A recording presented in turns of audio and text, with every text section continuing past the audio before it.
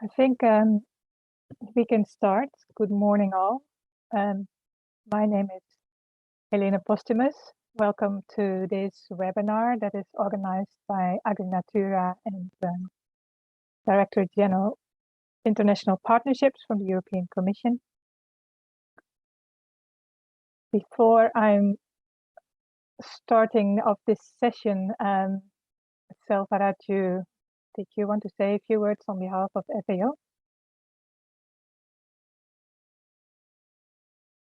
Yeah, thank you, Helena. Welcome to all panelists and the participants to the first side event of the Tropical Agriculture Platform Partners Assembly 2021. As you have already seen the side event flyer, the side event on strengthening the policy innovation capacity of food systems, how to engage in the science policy interface is organized by the European Alliance on Agriculture Knowledge for Development, the Agrinatura, the DeSIRA-LIFT project, and the Directorate-General for International Partnerships of the European Commission and the DeSIRA initiative. As we all aware, there is a general agreement that our agri-food systems across the globe need to transform to deal with the issues related to food insecurity, climate change, biodiversity loss, and income inequality. In that context, strengthening engagement of science policy actors and strong interface between them is important. Science produces knowledge on a specific question, whereas policymaking must balance these scientific results with management of trade-offs, political agendas, and also the societal acceptability of the knowledge that has been generated by science and being facilitated by the policy processes. Furthermore, several other stakeholders play important visible or invisible roles in the science policy interface. Science policy interface is important because the evidence-based policy reform can lead to increased integration of sustainable resource management with the social and economic development through strengthened innovation capacities. To achieve this objective, it is necessary to improve capacities of governments and other stakeholders to develop and strengthen regulatory and policy frameworks for the application of the principles of capacity development for agricultural innovation systems. Agricultural innovation systems plays a key and major role in strengthening the policy, the science policy interface. Tropical Agriculture Platform, TAP, a multi-stakeholder engagement mechanism to strengthen functional capacity of agricultural innovation systems, provides a common framework and technical support to review the policy frameworks with the goal of creating an enabling environment for implementing the capacity development for agricultural innovation systems. And currently, there are 52 partners working to achieve this common objective within the Tropical Agriculture Platform framework. TAP also promotes exchange of experiences by identifying, documenting, and sharing good practices, and encourages the use of such knowledge to support policy reforms and also the science policy interface. TAP and its partners are making use of a common framework that we have released in 2015-2016 to assess the current gaps in agricultural innovation systems, prepare country profiles, facilitate policy dialogue process, and integrate the relevant evidences and priorities into the policies and plans for scaling up. In this webinar, we will hear about various experiences in the science policy interface of agri-food systems and reflect on challenges and opportunities and how to address these to make the science policy interface more effective. All participants are invited to actively take part in the discussion. I thank you once again for your attention. Over to you, Elaine. Thank you very much, Silva, for setting the stage, for introducing the webinar. Again, welcome everyone here. I can see there's quite a diverse crowd, although we can't see each other, which is a pity. We have about 90 participants or 90 people in this virtual room. And I want to ask my colleague Yannis if you can launch a Mentimeter, because we have a few short questions to ask you all, just so we know who's here. And Yannis, can you put a link in the chat or the code so we can see people can respond to the questions that we have? I can do that as well. Can you see the screen that is now shared? Yes. Okay. Up on the front, you can see www.menti.com and the code, but I will write it in the chat as well. Yes, please. Because in the meantime, as people start fill in these questions, just to tell us who you are, how you are engaged in any science policy interface, or maybe not at all. I just want to start us off with setting the stage, so to say, for this webinar. And then at the end, we will look at who we have in the room. So Yannis, if you can stop sharing your screen.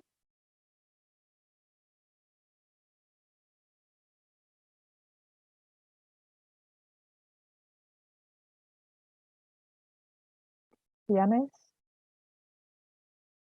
can you stop sharing your screen?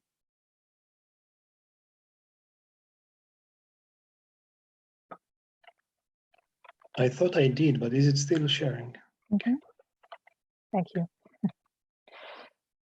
Thanks for that.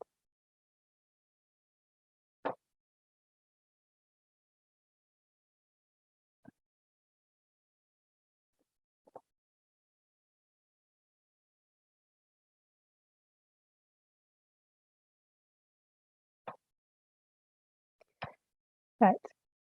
So we wanted to talk about science policy interface, and so yeah, Dr. Ramasamy already introduced it at this webinar, why it's so important. So during the webinar, this is more or less our program. We have a key question that we want to think about with all of you. How can we better link scientific activity to the needs of policymakers in the context of food system transformation? That's the key question that we want to reflect upon. So I will just share a few slides to set the scene. What are we talking about when we talk about science policy interfaces? Then we will have a keynote presentation from Dr. Jean-Marc Doussard, who works at INRA, who will give us a successful case of engaging with policymakers and changing policy. It's a case on viticulture in France, so we will hear also more about the importance of wine and winemaking. For me, that's a bit early on a Monday morning, but maybe for some of you, if it's evening, you can enjoy this with a glass of wine. We have a panel, a diverse panel of speakers who will share their experiences with us on current or recent experiences of engaging in a science policy interface, who will help us to reflect both on challenges and opportunities. And we hope to have some time for plenary discussion also, to also hear from you, your questions, your experiences, and you can use the chat, you can use the Q&A box for that. Just to say a few words on the science policy interface, because in the last few months, I heard this mentioned a lot in many webinars, the importance of the science policy interface when we talk about food systems. But it made me wonder, do we all talk about the same thing? What is the science policy interface? It's easy to say, but what does it entail? And we also quite easily talk about food system transformation, and we all agree that our food systems across the globe need to be transformed to be able to meet the multiple challenges and the sustainable development goals. But if we talk about transformation, we basically, what we say is that we need to move away from our business as usual, and we need to move into a business as unusual. What does that mean? It means that we need to think about new paradigms that prioritize public goods and services over private goods and services, for example. We need to be innovative and think about new ways of doing things. It's not just about thinking about technological fixes in our food systems or legislative action, but also new ways of working together, social innovation, institutional innovations. I think we agree we need new partnerships and multi-stakeholder collaborations to integrate multiple sources of knowledge across sectors, stakeholders, disciplines, and so on. And we may need new governance for our food systems, where we think about new rules of the game, improved coordination, and new policies. I heard many people talk about new metrics we need to compare data to understand trends, drivers, trade-offs for scenario building. And all of these, we need them at multiple but interconnected scales that combine community level to country, national, continental level, or global level. So that's quite a challenge we have ahead of us. And I do believe that the science policy interface is very important to steer these transformations in our food systems. But we have many science policy interfaces, and science policy interface, for those who like to have a definition, this is how we define it for the purpose of this webinar, but it's also a definition that's more often used. It's basically a social process which includes relations between scientists and other actors that are engaged in a policy process that allows for exchange, co-evolution, or joint construction of knowledge with the aim to enrich decision making. And the science policy interface can have many different functions. These are just some of them. So one of the functions is to generate knowledge, to understand trade-offs, for example, or to be able to make decisions between different scenarios, to articulate knowledge and models that assess this different transformation pathways. So also looking ahead, what is the foresight? What are the different scenarios for different futures?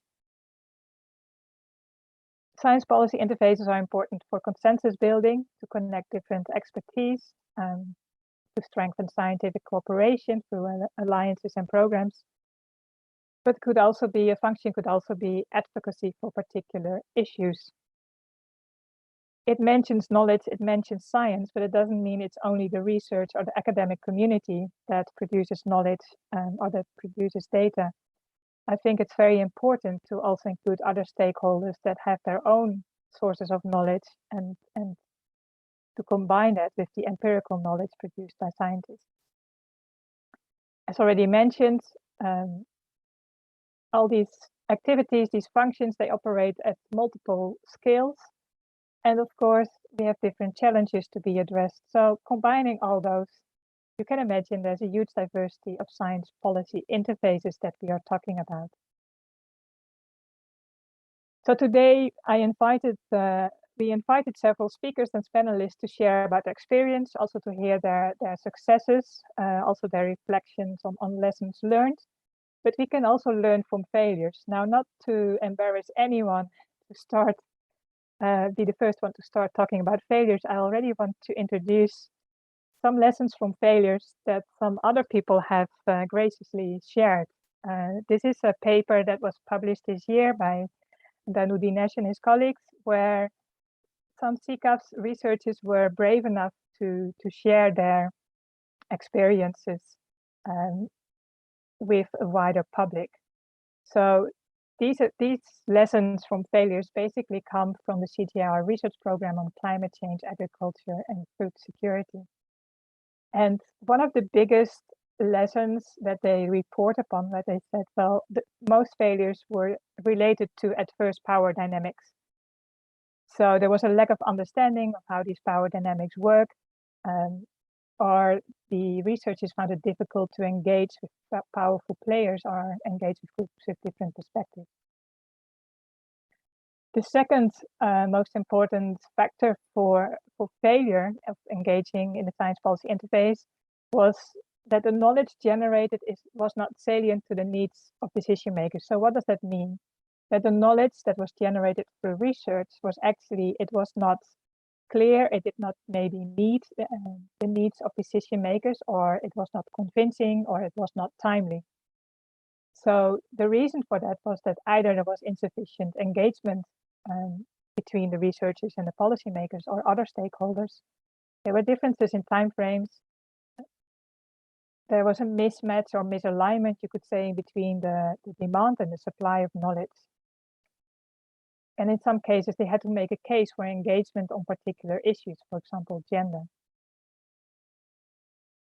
Another reason, but less important than the first two mentioned, was that the knowledge generated was not perceived as credible, and that could be because either the research was too complex or there were too many uncertainties in the results. There could have been lack of specific quantitative data that was needed to make decisions, or time constraints. There are various reasons for that. Another reason, but also less important than the first two mentioned, was that the knowledge generated was seen as not legitimate. Again, this was due either to the complexity of the research, or it was too theoretical and it lacked practical orientation. Or there may have been conflicts of interest or existing prejudice that played a role here. A minor factor that was mentioned was lack of institutional capacity in the terms of technical staff might not have been available. Also, for example, at ministries to use the results of the findings and translate that into policy. But there were also other factors leading to this. For example, lack of understanding of what technology or funding would be needed to implement the recommendations. Or the differences that we often have in organizational cultures.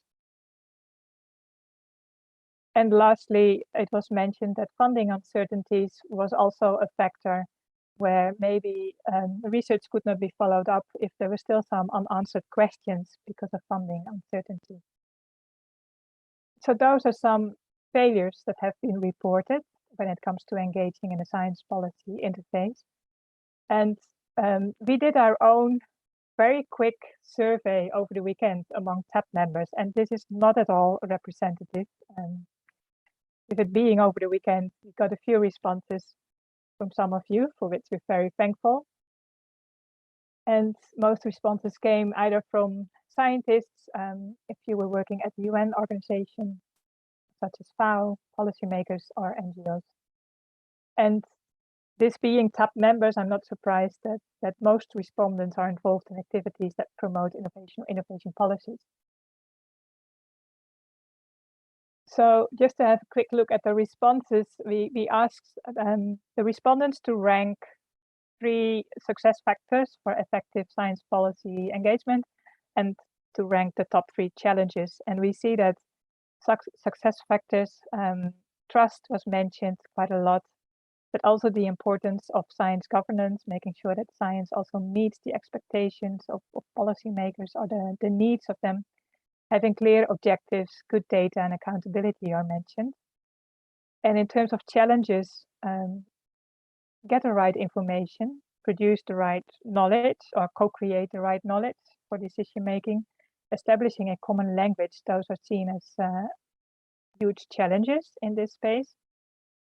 But it could also be find the right person to connect with or dealing with power imbalances. So it's not only about knowledge, it's also about relationships. So how do we engage effectively together? It's also how do we manage these relationships? So I think most people will agree that science policy interface is important. It's an important instrument to steer transformations. But really, during this webinar, we want to think about some elephants in the room. Basically the challenges, the big questions. How do we deal with this? How do we ensure that legitimate and credible knowledge is created, which is not only coming from the academic community, but also from other stakeholder groups, whether it's civil society or private sector, and so on. How do we prevent this mismatch between supply and demand of knowledge for decision making? And how can we foster coalitions of change where we move beyond policy briefs and webinars and we actually turn all the talking into action? How do we deal with contested pathways for food system transformation where we maybe agree on the common objective, but we disagree on the pathway of how to get there? And how to change priorities if we are facing an unequal playing field where there are power imbalances between the winners and the losers and where there are vested interests? Or how do we change our own daily practices? What should I do differently? What should you do differently in your professional lives to address some of these challenges? Those are some of the questions that I want to put on the table already from the start, so that as we hear from the different presenters and as we hear from the panelists, these are some questions to think about. Now, before I move to the next speaker, I first want to give the floor to Jannis to see to look at the results of the Mentimeter, and I know I need to stop sharing my screen, so I will do that. Yes. Please. Jannis, who do we have Yes. in the room? Let's see now. So we do have a balance between science and policy, I would say. Nice. Did we have more questions or not? Do you want me to go to this question now? Yes, if people could tell us what's your level of engagement in science policy interface, whether you are or not, maybe you're just interested to hear from others.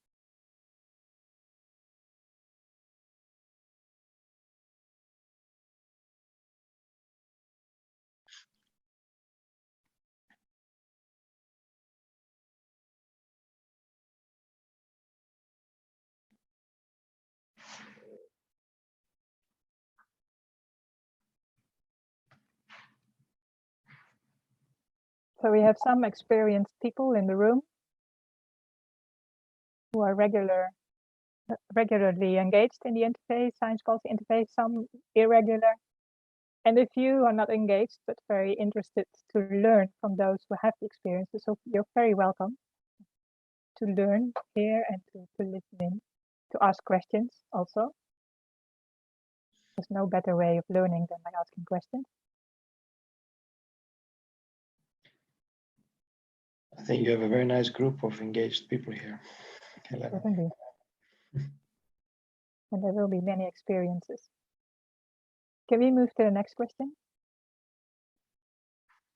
Yes, I'm trying to.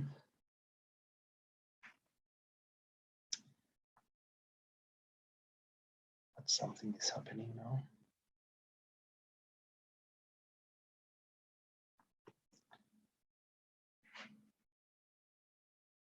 So this is the next question.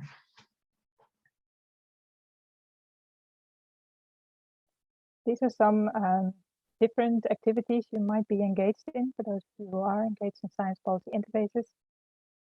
Whether it's an action research project where you, as a pilot project, testing certain innovations, for example, high-level policy dialogues, scientific committees, knowledge hubs.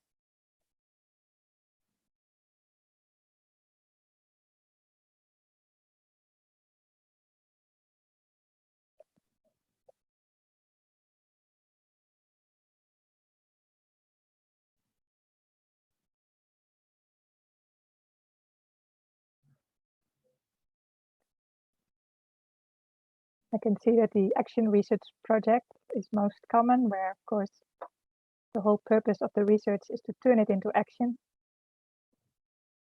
for which the science policy interface is also important.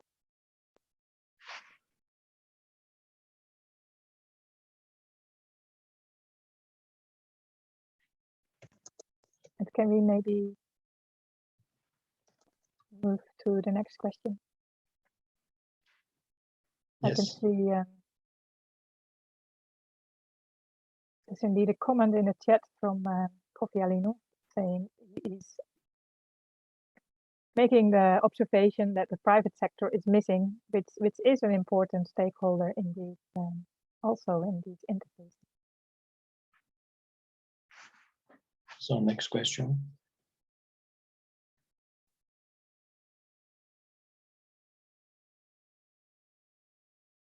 At what level are you engaging? Could be local, community, or city, a town. Could be at national level, global. National and global seem to be most frequent.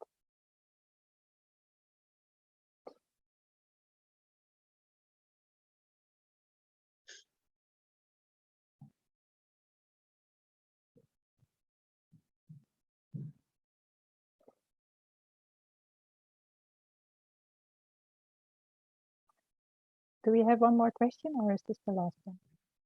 I think there is one more that you would like to have now. Yeah. The main purpose.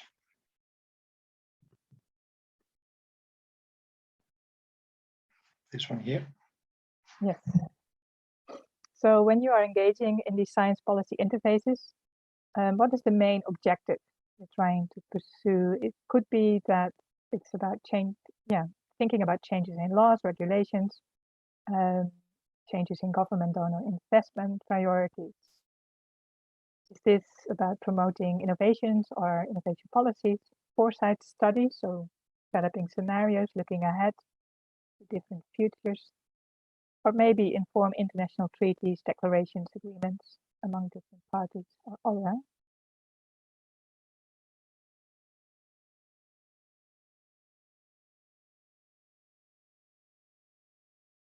It seems that the promotion of innovations or innovation policies and well, it's a head-to-head race. Changes in government donor investment priorities, they're sort of equally distributed. But few are engaged in foresight studies or looking at laws, regulations, or international treaties. So it's mostly about investment priorities, budget allocations, or to promote innovations, innovation policies. And maybe we have a bit of a biased crowd, this being a top webinar. But this gives us some idea of what your experiences are, who you are. So thank you very much for filling in these questions. I think we can move from here to go towards our first presentation. I had the idea of also experimenting a little bit with you and do some innovation in our webinar, but seeing that we have 100 participants, I'm not entirely sure if this will work, but we can try anyhow to help you both to engage actively in the presentation as well as to collect the common wisdom that we have in the room. You will see a link in the chat that leads you to, if you open it in your web browser, it will give you a whiteboard with 4 sections. And if you open this in your browser, you will see a green dot with a white cross. And this you can use to add your comments, to add a sticky note. So in the old days, we would sit together in one room and we would have our post-it notes that we would put on flip charts and so on. I think many of you have done this in rooms, in workshops, where you can just add your comments, what you notice, what are barriers or challenges in this to engage effectively in a science policy interface when you listen to the presenters, or what you know from your own experience, or what are the enablers, what are the success factors that allow you to engage in science policy interface. I have to admit, I do not know if this works with 100 people in the room. We may get a very crowded flip chart, but for those of you who want to add some comments, some ideas, some suggestions, you can use this space. And otherwise, you can also use the chat or the Q&A to add your comments or your questions. So with this, I want to give the floor to Dr. Jean-Marc Touzard. He's Director of the Innovation Joint Research Unit at INRA in Montpellier. And yeah, he will share his experience with us and some lessons learned that I think will be very informative for all of us. So Dr. Touzard, the floor is yours.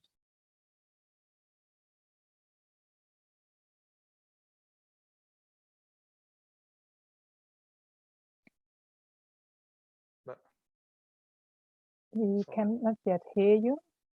If you see your screen.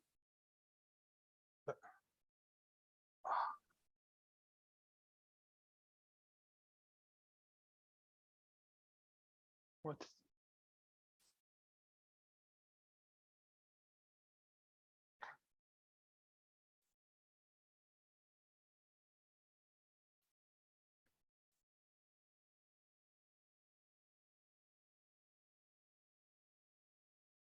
Dr. Touzard, are you connected to the microphone?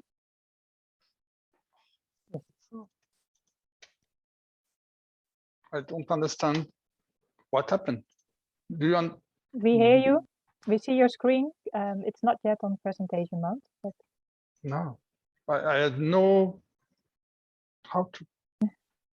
There's a problem. The You can see presentation. some. Oh.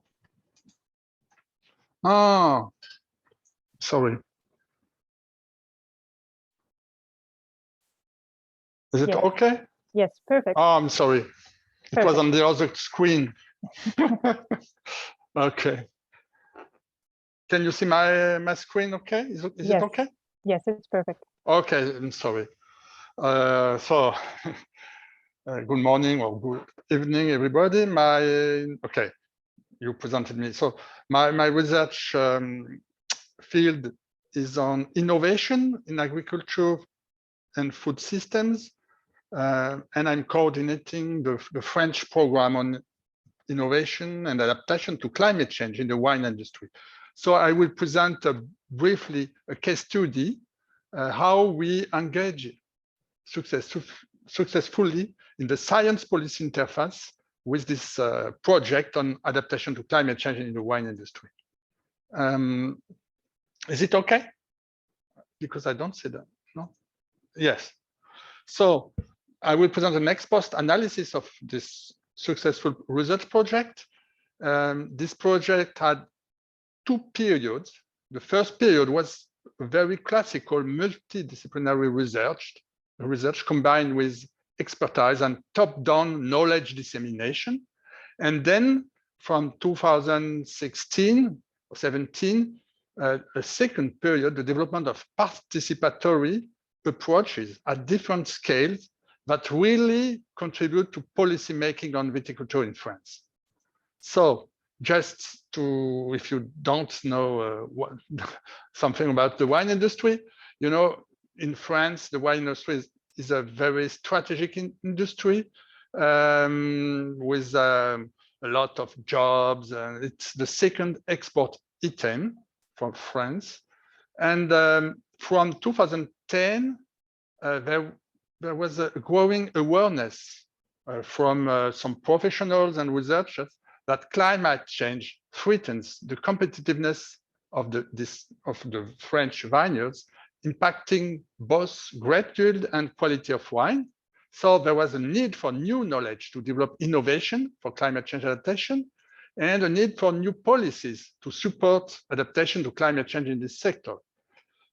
At this time, taking into account these challenges, the National Agronomic Research Institute, INRA, launched in 2012 a program in order to fund projects on adaptation to climate change in agriculture. So we launched this project, LACAV, that means long-term adaptation to climate change in viticulture and enology, with two goals, main goals, to provide new knowledge on impacts of climate change on vine and wine, and to explore, to analyze solutions for adaptation in the wine industry. We gathered 25 research units, about 100 researchers, and with a wide range of disciplines from climatology to sociology. So, and first we just analyze and review the knowledge about impact of climate change on vine and wine, and all development stage of vine were affected. We show that there were water balance and water stress that affect yield and quality, mainly in the south of France. We analyzed the change in berry composition, more sugar, less acidity. That means the change in quality. We made some simulation about to show the potential evolution of planted areas. We also mentioned indirect impacts on pests and extreme events. And in this first step of the project, we also explored the innovation, the solution, understanding mechanism, trying to design some new solution in 6 domains of innovation: creating testing varieties, changing viticultural practices, exploring enological innovation, simulations tools in order to optimize the location of vine, and changing institutions. And we also carried out experimental economics in order to assess the acceptance of fruited wines by consumers. So this very classical, we divided our question, big wide question, adaptation to climate change, in different domains of innovation, and providing specific knowledge on each of these domains. And we published papers, we made communication, TV show, radio, and we elaborate a first shared message of policy brief presented to the French Parliament with 7 points. 1, adaptation strategy could be reasonably implemented in all French vineyards if global warming stays below 2 degrees. That's the first point. Then reduction of greenhouse gas is imperative. And our motto was, if you like wine, you must support Paris COP21 agreements. Then there is no single solution, but different combination of technical innovations, spatial strategies, and institutional changes. The integration of solutions must be elaborated concerning the value change, including the consumer preferences. Then the adaptation strategies must be coordinated at local and regional levels and national level, where climate impacts are specific and where the use of resources can be optimized. And the last point, the best way to adapt is based on collaborative capacity between researchers and stakeholders at regional and inter-regional levels. But we were asked by professionals and policymakers to go forward to really make research more dedicated to actions. So we launched a second season of our program, LACAV 2.21, a new project based on participatory approaches at different scales. And all of us as researchers engaged in new kinds of research making, participatory approaches. So there was co-design of technical system with farmers, a PhD thesis. We developed multi-stakeholders creation of solution in wine village with the collaboration of Climate Kick, Climaton. We launched a web platform. We launched also a prospective workshop in 7 wine regions. And these workshops led to the construction of the French climate change adaptation policy, and also we had action at international level. So I will focus just on this process, starting from a foresight study, foresight workshop, and to the co-construction of the French climate change adaptation policy. So why we develop this foresight study? We had 3 main objectives. 1, to capitalize on our first results of LACAV project and integrate the different innovations into more complex strategies and systemic changes. Then we wanted to test a new prospective methodology. and also to build a common vision and cooperative networks between researchers, wine organization, and policymakers. And we had 3 steps on this process. We started during the first period of the LACAV project, we started with a very classical foresight study by crossing 2 main dimensions of the adaptation, from the intensity of innovation, from no innovation to very radical innovation, and the potential extent of moving, of relocation, from no relocation to creation or abandonment of vineyards. And we defined 4 scenarios: conservative, innovative, nomad, and liberal. And with this very simple representation, we started to describe more precisely the pathways, different pathways that can conduct to these scenarios by interviews and other studies. And so we described the 4 scenarios, and we publish these scenarios in a technical review. Okay. So this is very classical, but the more original, we engaged a second step with the organization of prospective workshops in the 7 main wine regions. In each region, Bordeaux, Bourgogne, Languedoc, and so on, we organize workshops with between 50 and 100 stakeholders. And the stakeholders, the participants, had to react on the 4 scenarios and to propose strategies by using tablets available on discussion tables. With the same methodology, all participants have to specify the pathway in their own region, the pathway leading to the 4 scenarios, and explore their impacts in the future. Then they voted for strategic attitude on each pathway. They want to vote for this scenario, or they want to avoid another scenarios. And then they proposed actions to construct strategies, concrete strategies, by promote or avoid each pathway. We collected more than 2,600 solutions or proposal of actions in order to promote one scenario or to avoid other scenarios. Okay. And the third step was with the co-construction of the national climate strategy for the wine industry. And we're setting up a national group with researchers and representatives of wine organizations and policymakers.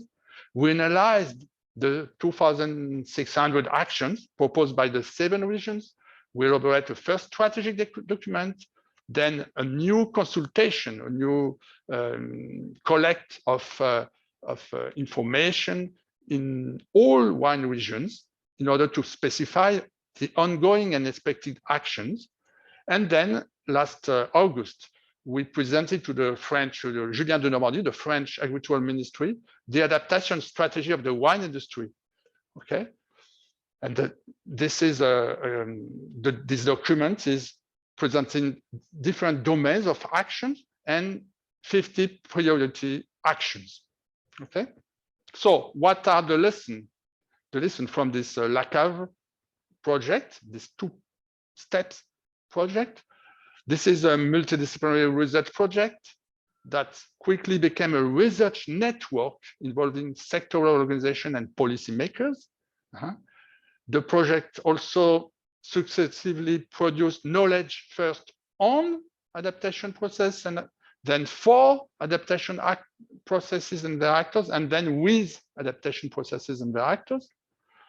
The researchers have adapted by evolving their activities and skills, taking into account the complexity of the processes studied, the combination of new temporalities, putting attention short-term and long-term, different intensities of change, leading to the exploration of more radical transformations.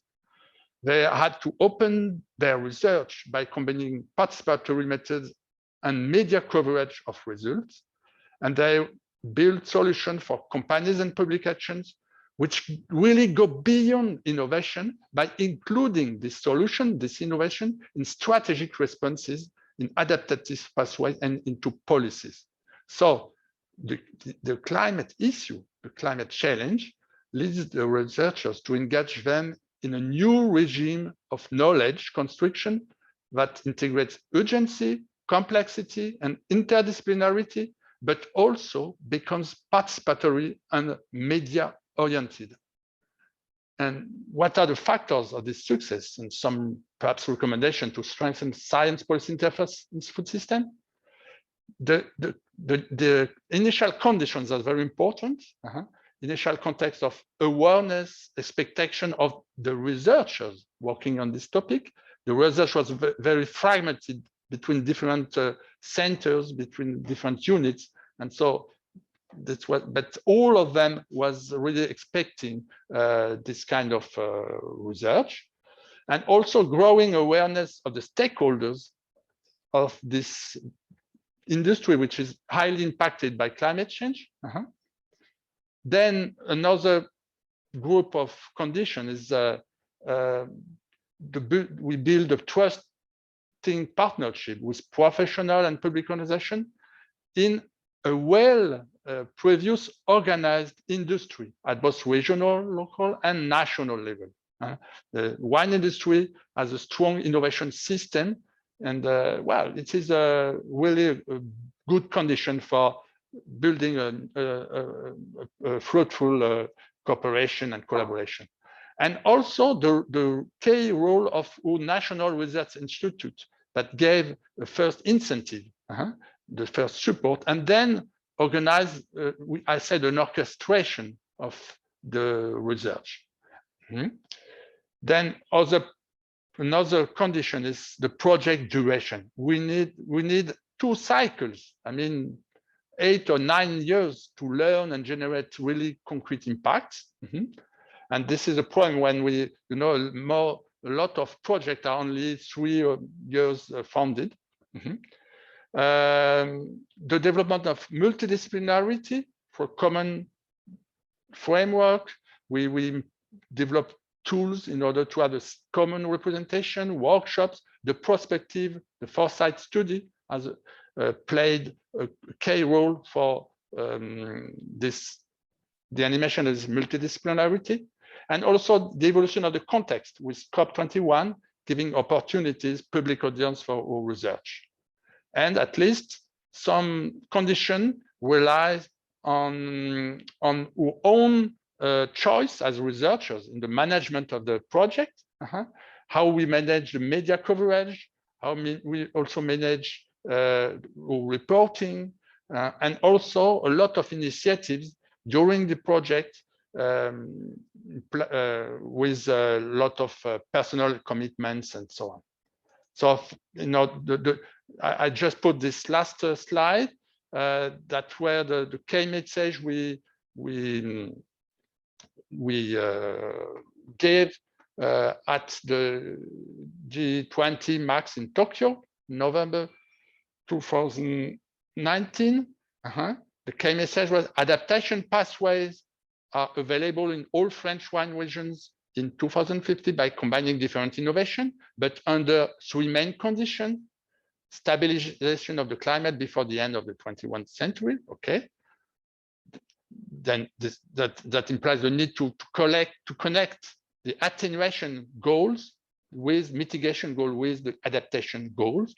Then the second condition is new collaborative ways of innovation, connecting research and wine producers, and to combine systemic, proactive, participatory research with solution-focused works. That means to really create a fruitful science research, science policy interface. Okay, thank you. Thank you very much, Dr. Toussaint, for this insightful case study. I see there are 2 questions at the moment in the Q&A box from the audience, which I want to put to you. So the first question is from Manuel Duran, and he says the integration of methodologies at various levels of communication between politicians and civil society is an important mechanism to establish synergies and achieve influence on decisions in a timely manner. But what methods or tools do you suggest to facilitate this communication between politicians and civil society? I'm sorry, just. Do you want me to repeat the question? Yeah, because I was just changing something in my. Sorry. Okay. The first question from the audience is, Yes. what tools or approaches do you suggest to facilitate the communication between politicians and civil society? In this case, we organize different events, including at local levels. I just quickly presented Climaton. That's but in this local events were also disseminate through the communication for media. So we organize different kinds of events, collaborative events, and we communicate about that in all French medias. So this is very important to manage its communication. Then at the same time, we also had a lot of more classical and institutional meeting in order to manage, I said, the balance of power between different regions, different organizations. And also we had to build our legitimacy by publishing in well-known papers, academic papers, and technical reviews. So this all kinds of actions gave to the researchers a legitimacy and showing that really involved in participatory and collaborative approaches, including NGOs or professional association and policymakers. This is how to say that? It is a global movement. We started, we are very classical and traditional research project, and each year we progressively develop this different kind of participatory events and approaches, and we communicated about that. Well, I don't know. That's a combination. The question is how to build a trust in the society. We wanted to, and with different part of the stake. Okay. So it's a few keywords I picked from your answer. It's participatory events, to dialogue, to connect with different stakeholders, communicate. Yeah. And all to build trust. And there's a question from Tomer Malchi, also in the Q&A, which is interesting. As well, the grape wine industry in France is of course well organized. It's a strong civic society. Yeah, but what if we look at countries where agricultural sector is weak, or in terms of not being organized? If there are no strong institutions, no strong associations representing stakeholders, then what would you recommend? This is a very difficult question, because I recognize that it was a very important condition of the success of this project, that we really had with communication, collaboration with a well-structured, well-organized industry. Well, and it's clear that you can't, as researcher, you can't generate this organization. It's not, you can't help, you can promote the structuration, the organization of the innovation system of this institution, but how to do it? I think I don't know. My recommendation is to try to provoke to make some specific events which can really be the starting point of a new organization, a new awareness about the global sustainability goals and about the need to organize the sector of the industry. I know this is a very important point, and it's very difficult as a researcher to influence this. What we can do, what we did, is to point out that the organization of the industry, the innovation system, is an important condition for successful innovation, for successful adaptation to, for instance, for adaptation for climate change. And we show that in academic paper. We published that point, the influence of innovation system in more technical review, professional review. This, we can't do more. Yeah. Did you come up to, did you have to deal with any vested interests, either from private sector or policymakers that were maybe opposing what was suggested as some of the action points? Were there any vested interests opposing some of the recommendations that were made? So how did you deal with that? With some with I didn't have with opposition, you said? Yeah. No? Yeah. Yeah. Well,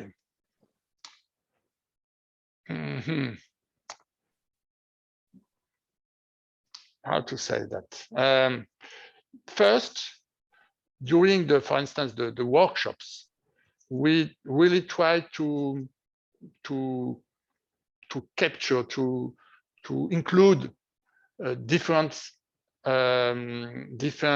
models, different kind of solution. For instance, in the future, we show that there could be coexistence between a very technological way of transition and a more agroecological way. So we show that there were rooms for different kinds of agriculture, different kinds of technological options.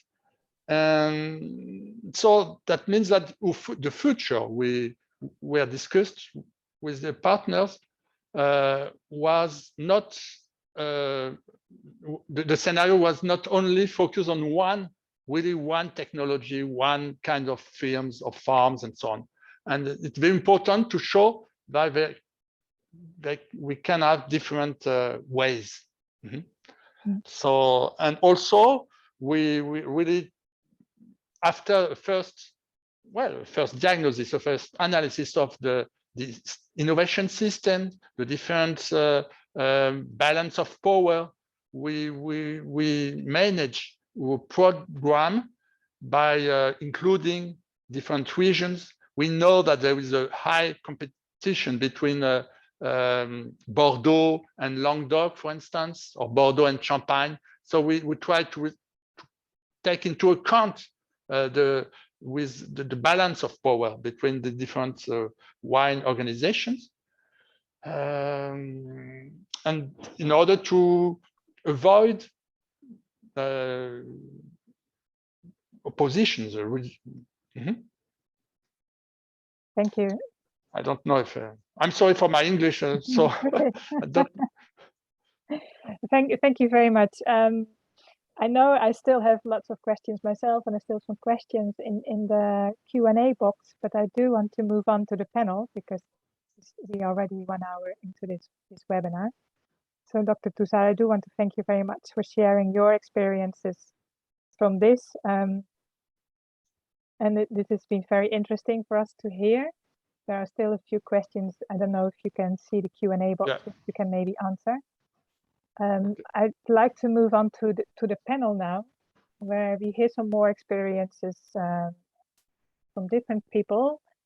And on the panel, I have Dr. Selvaraju Ramasamy, who is head of FAO's Research and Extension Unit, the Office for Innovation, and head of the TAP Secretariat. And the other panelists are Dr. Kofi Alino, and Dr. Alino is researcher at CIRAT and working on a DeSIRA research project called ACCEPT, which aims to contribute to the resilience of pastoralists in Chad in West Africa. I also have Dr. Kwaku Antwi, who works for FARA, who's the lead specialist on research policy and investment, and Dr. Guy Voor, who's senior policy officer at DG International Partnerships. And I would like to start with you, Dr. Ramasamy, to share with us some of your insights, lessons learned, and I hope you can do this in 8 minutes. Thank you, Elena. Welcome to participants as well as the panelists again for this very interesting webinar.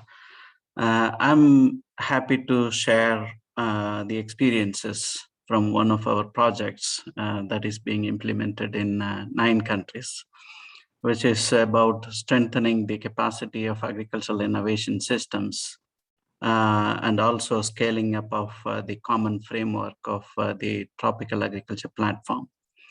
And this particular project is funded by European Union's DeSIRA initiative, and which has started in 2019, and this is being implemented in 9 countries until end of 2024. So here there are many different pathways to strengthen the science policy interface, as it was mentioned and presented by Elena in her first introductory presentation. And we take and we see that strengthening the capacity of agricultural innovation systems is one of the most important pathway to strengthen the science policy interface. When I say agricultural innovation systems, there are multiple actors associated with this term. Agricultural education, agriculture research, agricultural extension and advisory services, including other bridging institutions, business enterprises, private sector, small businesses, as well as the farmers' organizations, and that is governed by the enabling environment, and that is the policy processes at the much more higher level at the national domain. So that's the kind of approach we have taken, and strengthening the capacity of these actors is critical to strengthen the policy, science policy interface. So that is the kind of entry point for us. When we talk about strengthening the capacity, we talk about strengthening the functional capacity. It's not about the technical capacity that we have seen that is very widespread, and most often we talk about the technical capacities, but less often we focus on the functional capacity, the need for strengthening the functional capacities. What we mean by functional capacities that include capacity to navigate the complex institutional and policy environment, a capacity to collaborate with each other, capacity for reflection, and also capacity to learn from our lessons learned and experiences, and capacity to engage in strategic and policy processes. These are the 4 different domain areas that Tropical Agriculture Platform Common Framework lists. And all these 4 areas contribute to capacity to adapt and respond in order to realize the full potential of agricultural innovation. The 4th, the capacity that encompasses, of course, all these capacities or capacity development initiatives or capacity development domains are closely linked and interlinked, and so that it can contribute to unleashing the full potential of agricultural innovation. As I mentioned, the enabling environment is at the top that governs the whole process at the country level. And the capacity development is needed at the system level that includes functionalities and performance of the system as a whole. And then capacity development is also needed at the innovation niche level, where the capacity development is around the specific innovation agendas. In this particular case, both functional at the niche level, both functional as well as the technical capacity that converge, and that is an area where we need to cover both functional as well as the technical capacities. The capacity development for agricultural innovation systems, we focus on the policy dialogue process after a series of assessment of the existing gaps and weaknesses and opportunities of agricultural innovation systems, and also looking at what are the priorities that need to be taken into consideration during the policy processes. So in the policy dialogue, we have specific objectives as part of this project. The first one is to reach a common understanding of the relevance of innovation and the role of policy development and institutional issues in promoting agricultural innovation. The second objective is to strengthen the capacity of the stakeholders, the multiple stakeholders I mentioned before, involved to influence the strategic and policy processes relevant to their objectives. This also includes not necessarily only on the piloting or testing of some of the innovative approaches, it also includes incentives and investment to upscale proven technologies and innovations. And the third objective is to recommend improvements in institutional mechanisms and enabling environment that promote agricultural innovation in each country. The third objective, essentially, it focuses on the functional capacities, the improvements in institutional mechanisms and cohesion between them that enable or that creates an enabling environment to promote agricultural innovation. There are key results at the system level that is expected through this process. There are reasons the niche actors need to be engaged in the within the policy making processes. There are many different purposes of engagement, and this lead to different types of capacity development approaches. Based on the experiences in the 9 countries that are listed in the far right-hand side, we have 3 typologies of engagement, the purpose of engagement.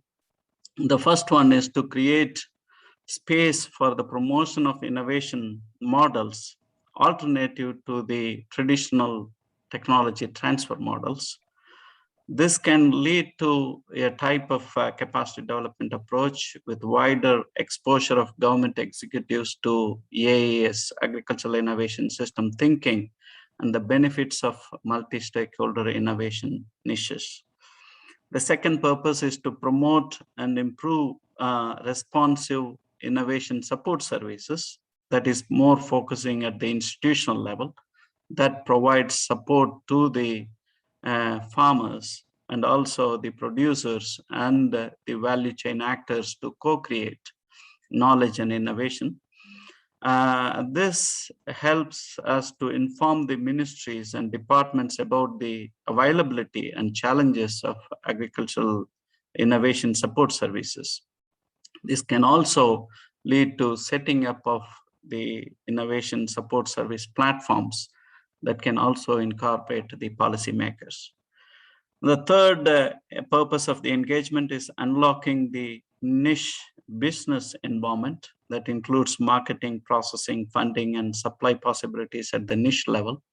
It's not only focusing on the production, which also looks at the entire value chain actors.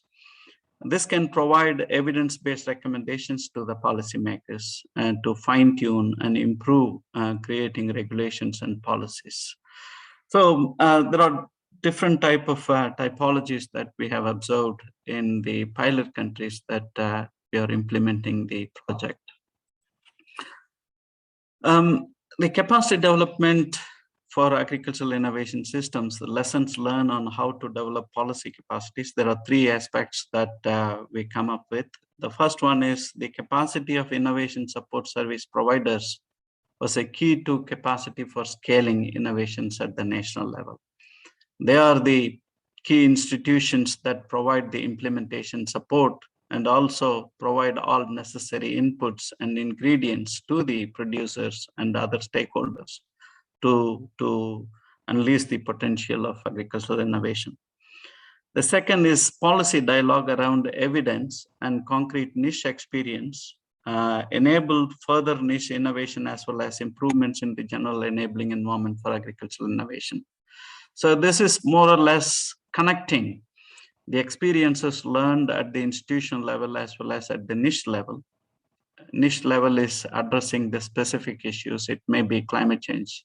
It can be sustainable land management, or it can be agroecology or other technical issues. So how these experiences can be linked and taken into consideration in the policy process, that is our the second aspect. The third one is concrete experiences from innovation support service providers enabled to address more system-wide issues during the policy dialogue process. So these are the three major entry points for us to strengthen the capacity, but at the same time to strengthen the science policy interface at national level. Within the TAP AAS project, in addition to engaging policymakers in the assessment of agricultural innovation system that is already taking place in some countries, and in some countries we are working to ensure that the policy makers are also part of this dialogue process, and also including the assessment. This should also address the more system-wide issues by engaging the policymakers to develop innovation support institutions and strategies. We're also looking at the new set of systemic capacities, in addition to what I have already listed, the 5 functional capacities. That includes visioning capacity, policy implementation capacity, inclusion, support, networking, and marketing, etc. So these are the additional elements that came through our implementation in the 9 countries. Just one example. Dr. Ramsamy, can I ask you to wrap up? To give yes, this is my more or less last slide. Just give one example from Burkina Faso. Increased systemic capacities and evidence-based policy dialogue led to some decisions that includes new financing mechanisms and service supports, development of semi-industrial agricultural machinery manufacturing in agri-food processing, increased access to microcredit, improved linkage between education and innovation, uptake of new professions, innovation facilitators, business coach, incubator manager, etc. So this is one example from Burkina Faso. We have a couple of other examples, one from Lao PDR. The objective of the policy dialogue is to increase shared understanding of EAAS. And in Cambodia, it's to boost policymakers' capacity to analyze existing policy, develop vision for policy change, and collaboratively act to influence policy, and also to ensure implementation. So these are some of the examples, and thank you very much, Elena. And I'm sorry for this few minutes of extra time. Thank you. That is okay. Before we move to questions and answer our discussion, I first want to go to the next panelist, Dr. Kofi Alinon. Are you, Dr. Alinon, are you available to share some of your experiences and insights? Yeah, thank Welcome. you for giving me the floor. What I would like to do in order to save time is to share experiences we had in the DeSIRA-Accept project here in Chad. First of all, let me introduce myself. From CIRAD. CIRAD is a French research center. CIRAD is in partnership with 2 other institutions here in Chad in order to help stakeholders working on pastoral activity to cope with climate change.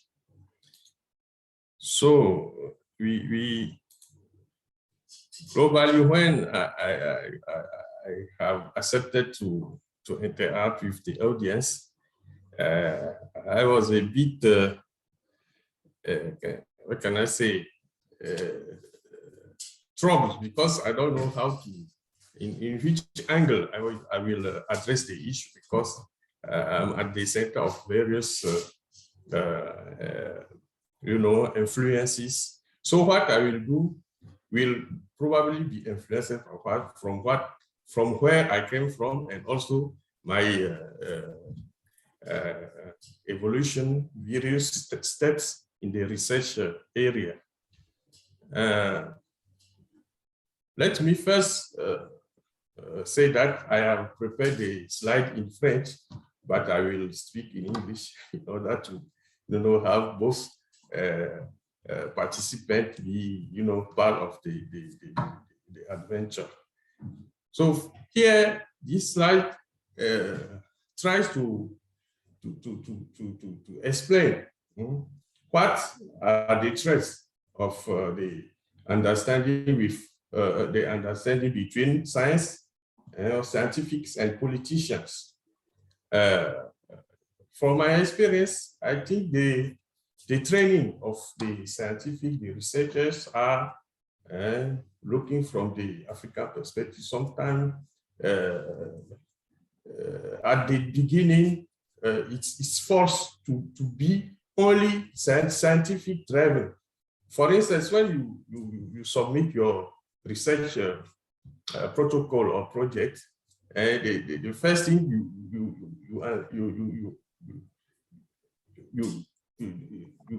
they tell you, your supervisor, is that just focus on research-based evidence. Don't have objective development objective. We don't need it. Other people will do it for. It's not your business. So if you are trained in this sense, it's difficult to dialogue or to have exchange with politicians at some extent. I will recall also that applied research has got many ways to go before being recognized as a part of the necessity of giving result-based evidence to the development arena. I can say that in some of let's say Western universities, and in some of the curricula are too driven on the critics of the politics, and you have many arguments to say this is not working, the politicians are like this or like that, and it's sometimes make the student, after their training, too critical for politicians. Dr. Ariman, can I just ask you to put your presentation in full presentation mode? Sorry to interrupt you. To put it where, please? In full presentation mode. Full, yeah. Excuse me, Sorry I think I did it. You did, but then it jumped back.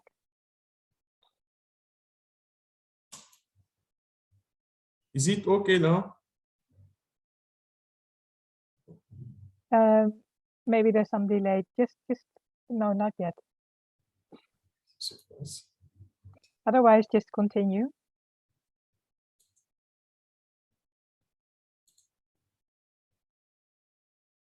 Okay, let me go quickly. Yes, that's fine.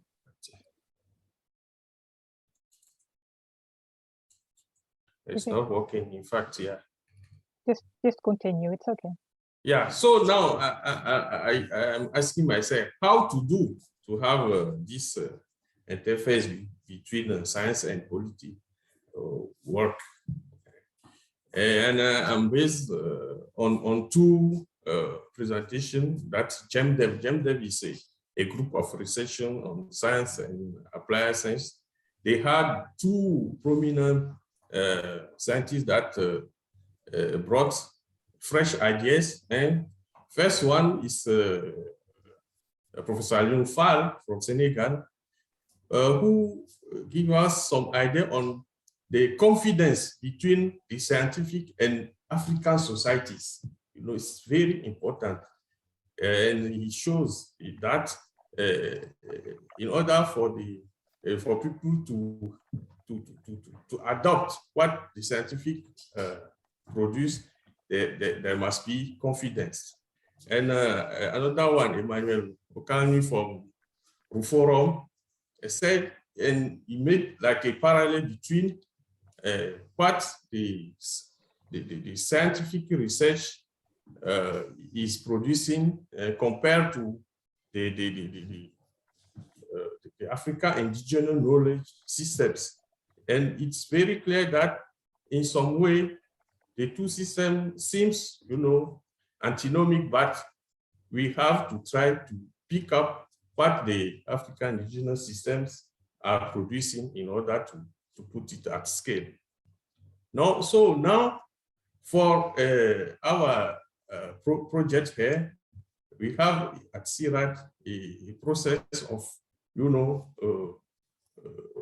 when we start to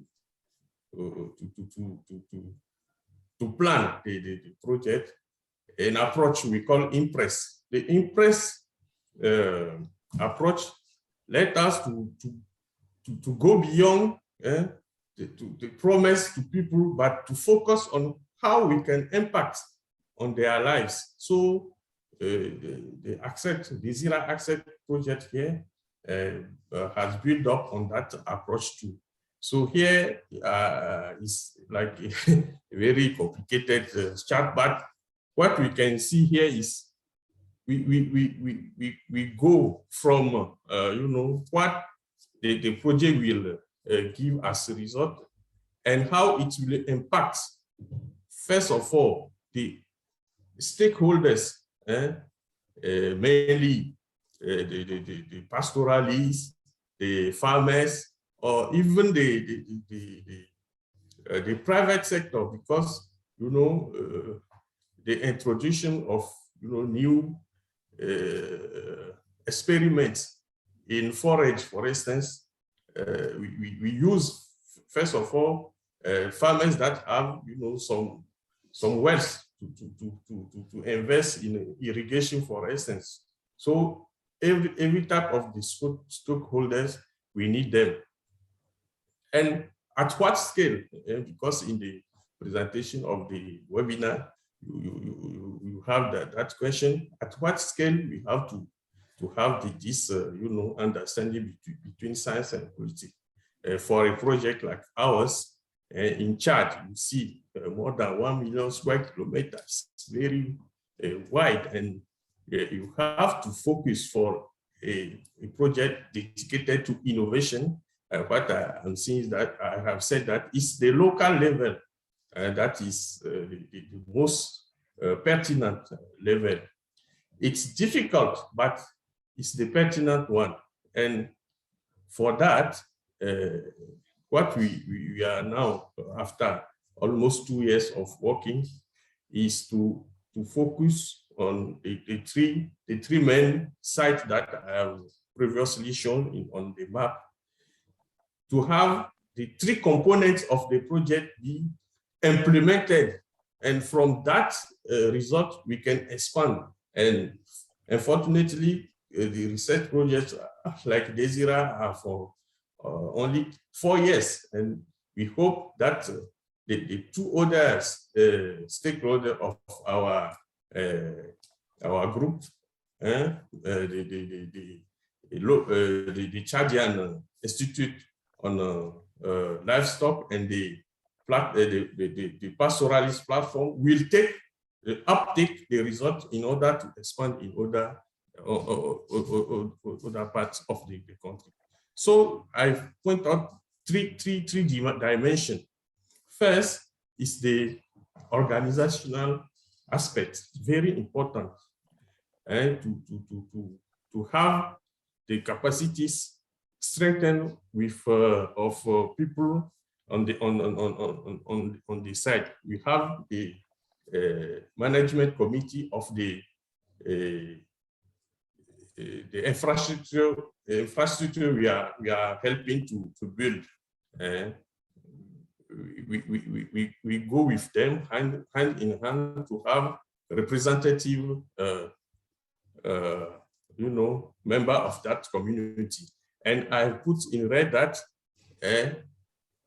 when it is at local level, you have to dialogue with the representatives of the political system that are present, on that side. And for the project, it's the CDA. CDA is a forum of,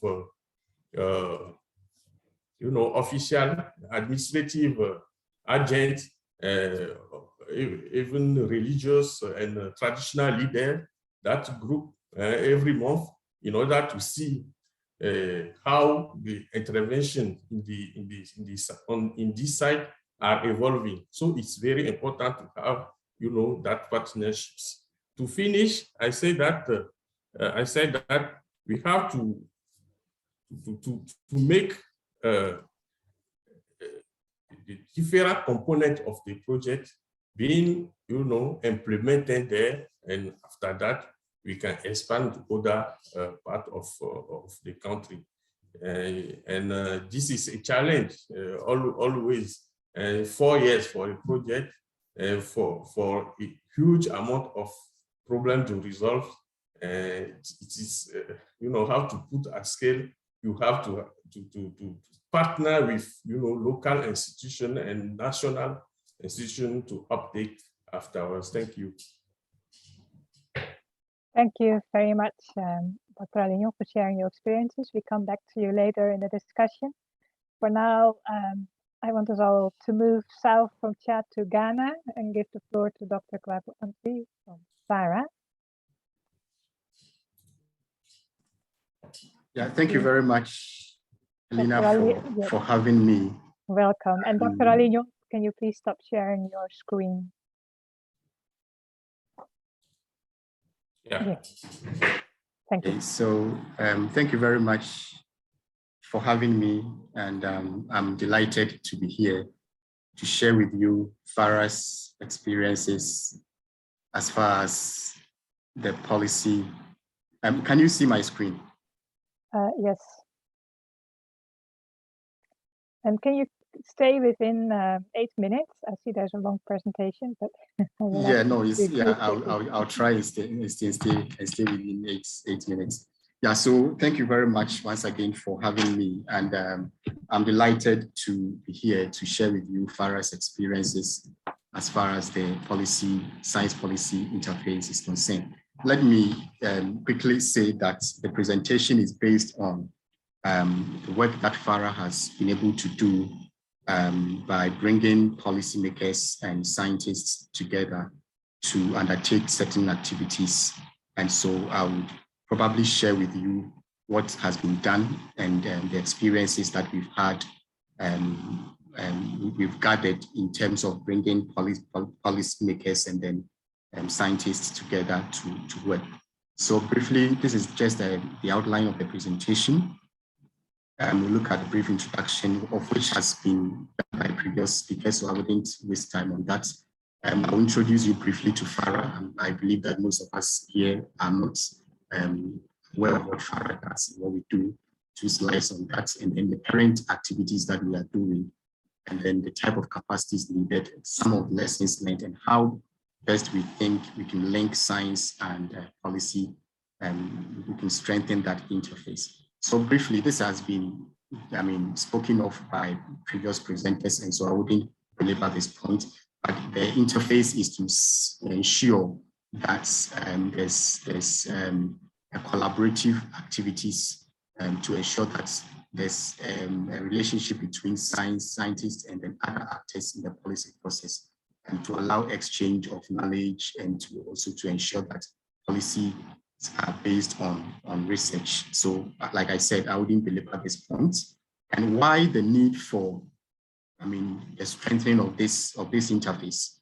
There's a need for that because the world is still faced with malnutrition, poverty, and food insecurity. So as far as the food system is concerned, for us to improve that system to ensure that these challenges that the world faces are, eradicated or are reduced. There's a need to bring that, to strengthen that interface. I mean, there's statistics here that show the number of people who are, still hungry in the world. So to be able to get rid of all these things, there's the need for us to strengthen that interface. And before I tell you what FARA does, as far as that interface is concerned, I want to briefly introduce you to what FARA does. And so FARA is the apex body for agricultural research in Africa. We work closely with our partners and other sub-regional organizations. So we have CORA for West Africa, we have ASARECA for East, we have CADESA for the southern part of Africa, and NASRO for the northern side of Africa. And so we collaborate and work together. So actually this presentation is made on behalf of all these institutions. And so we're saying that we are the technical arm of the African Union Commission on matters that boils down to agricultural research and development. So briefly, this is about FARA, and our impact pathways are these: food security, income and job, resilience, and improved resource management. And to do this, we talk of increased agricultural productivity, improved agro-industry, and then enhanced resilience. And we do this by 5 main functions. And one of them that we'll talk about here is policy advocacy, knowledge management and outreach. We have what we call multi-stakeholder partnership, capacity development, and agribusiness, and then coordination. So these functions are the ones that propel us to achieve these impacts. Now, what have we done? What are our experiences? So currently, the objective of engaging in this interface is to ensure that there's favorable policy environment that will allow for the performance of science.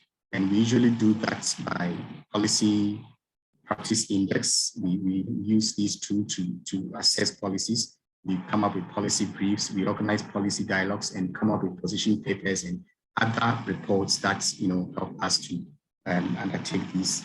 So currently we are undertaking what we call the S3A. S3A is the Science Agenda for Africa.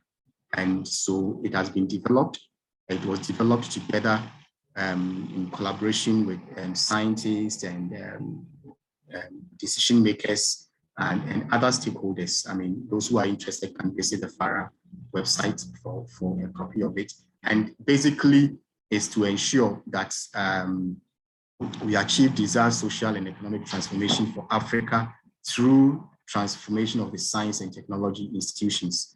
And it further provides a justification for decision makers to get involved in providing the needed support to science and research. So this is one main thing that FARA is engaged in, and currently Ghana is implementing it, is mainstreaming it into its main national agricultural investment plans.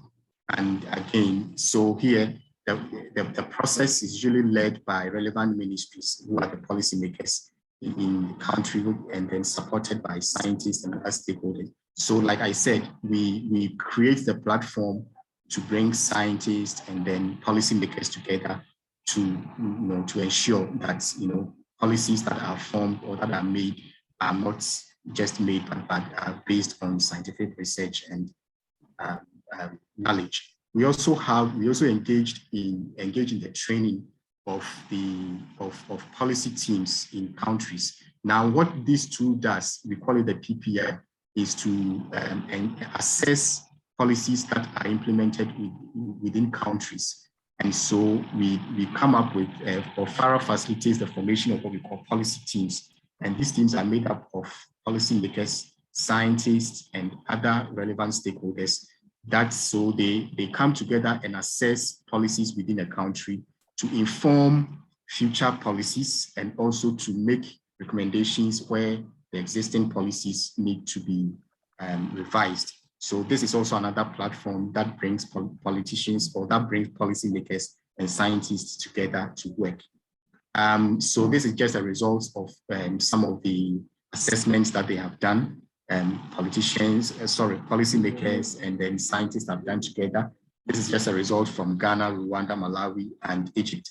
And here they looked at policy formulation processes and then policy implementation processes, just to look at how existing policies are performing in terms of their formulation and then in terms of the implementation. And this was done using the tool that FARA facilitated its development called the Policy Practice Index.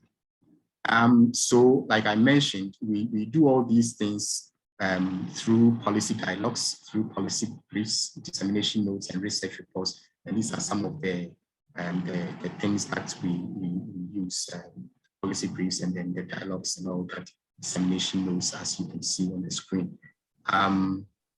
We also engaged, we create a platform for scientists, policymakers, and other stakeholders, engagement at higher levels. So here we bring, high level decision makers and then scientists together to dialogue and then to find solutions to problems that policy need to look at in our society. As far as capacity is concerned, from my experience of working with the decision makers and the scientists, we found out that the capacities that need to be built are at 3 levels. We have the individual level, the organizational level, and the relational level. And so at the individual level, we're saying that there's a need or the capacities to review, synthesize, and analyze relevant policies and framework. All these capacities are what we've identified as important at the individual level, the individual scientist level, so that when they have these capacities, they can contribute meaningfully to policies. So capacity to communicate effectively to decision makers is one of the important capacities or gap that we have found that there's a need to build capacity on. Scientists must be able to communicate well to policymakers for them to understand what they mean. At the organizational level, we realized that there's also the need to maintain a process of regular and systematic compilation and assessment of data. Data at the organizational level is very important.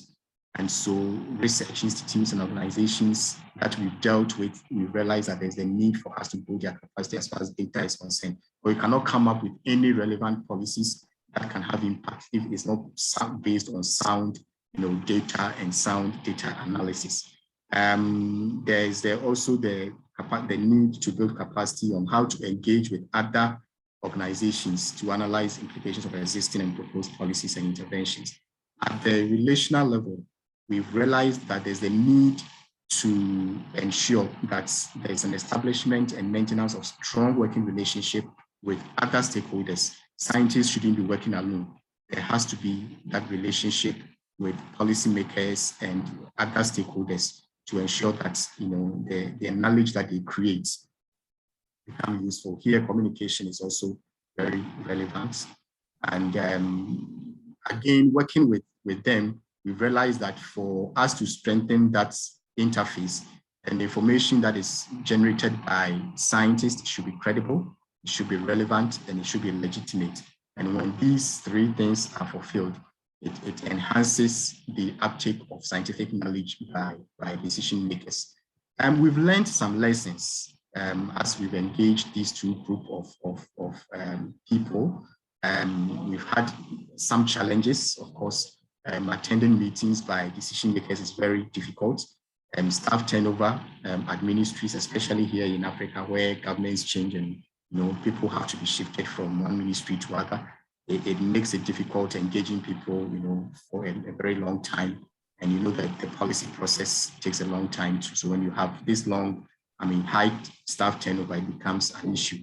Of course, there's sometimes mismatch of political processes with research timelines.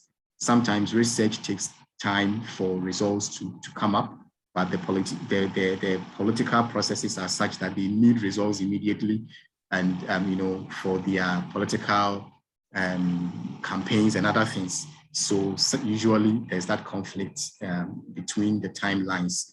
But we've also come to understand that there are certain strategies that can be used to ensure that we work well and strengthen that interface. And one of them is to understand the political context. Scientists should be able to understand the terrain, the political terrain at any particular point in time. I've already spoken about communication. We need to be strategic in how to communicate with our politicians. Networking is very important. And it has already been mentioned by previous speakers as far as co-creation of knowledge is concerned. When they are part of it, they have that sense of ownership. And so that's, working together becomes very smooth, and, that interface is strengthened.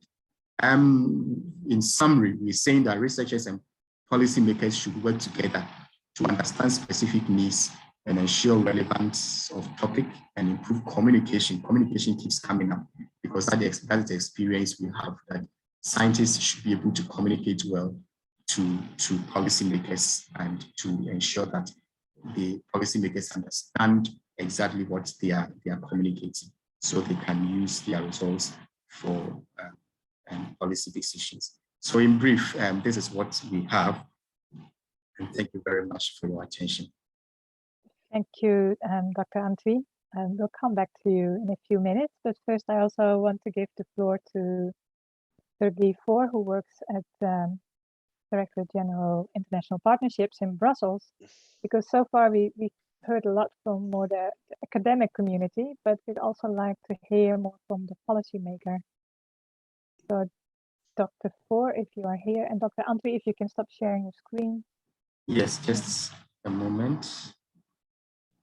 Thank you. So I'm going to speak without PowerPoint to address some issues.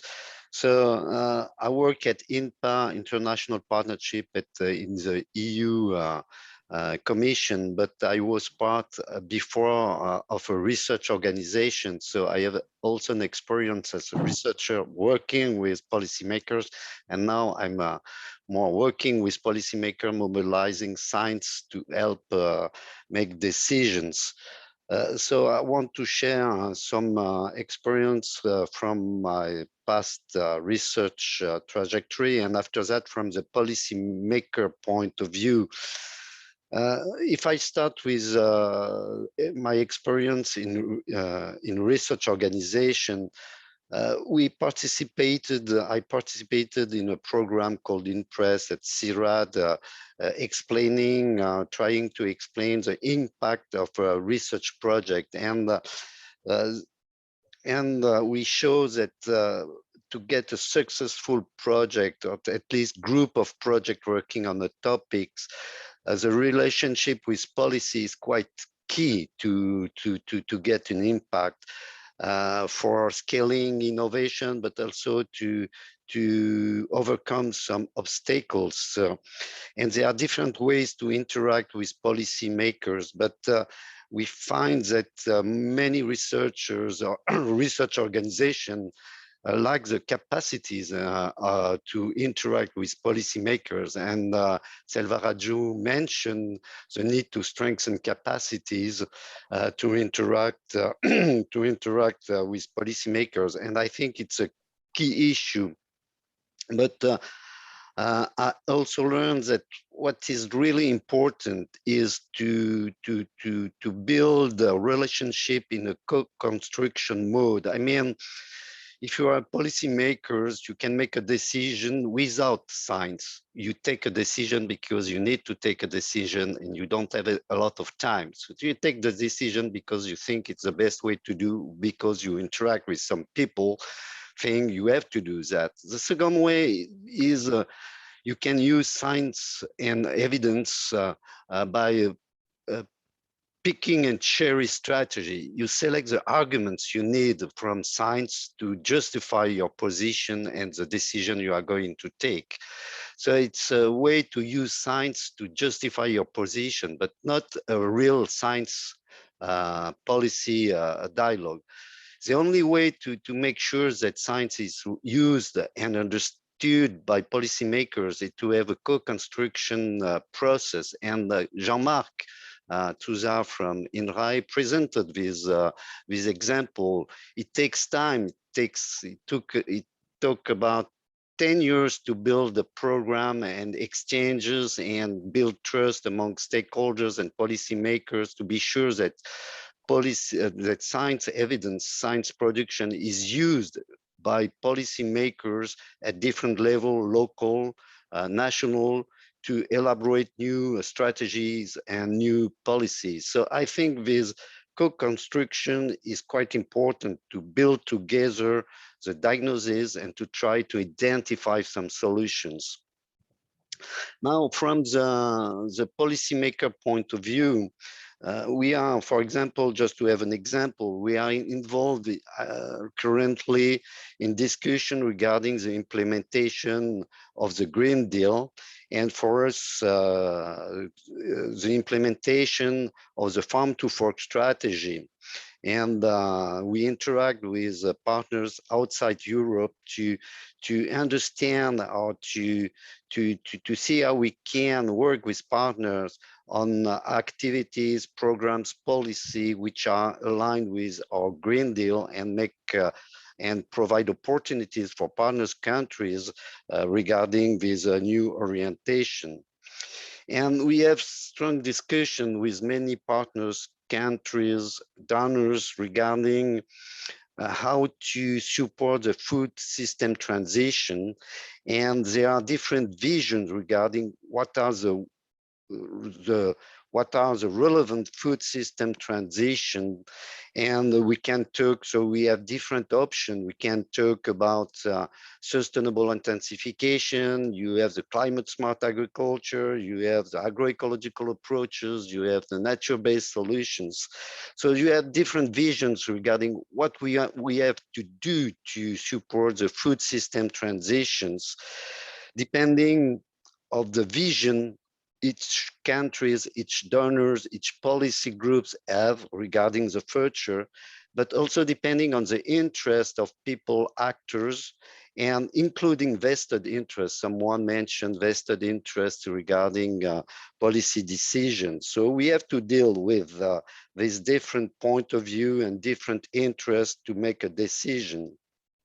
And for us, we have to identify, we push with the Green Deal and the farm to fork, we really push the agroecological agenda, open to innovation, open to market, but with a new strategy to support food system transition based on the 13 principles of the high-level policy expert HLP report explaining the 13 principle, and we try to push this principle to support the food system transition.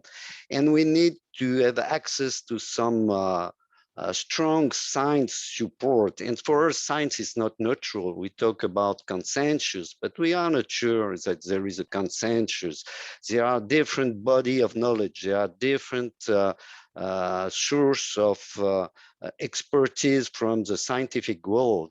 So we have to identify let's say, the relevant source of knowledge, relevant expertise, research community to support a policy. It doesn't mean we want a pick and cherry approach, but we really want to participate in the construction of a body of knowledge supporting our policy, and to at least to have not a consensus, but to have a strong science-based expertise to support our point of view.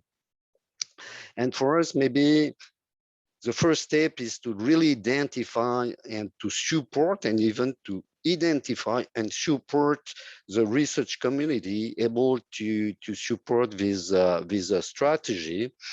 And it means to build some coalition, to build some networks of research organization. But Elena, you mentioned knowledge is produced by research, but also by other stakeholders. So we need to also to build this coalition of actors to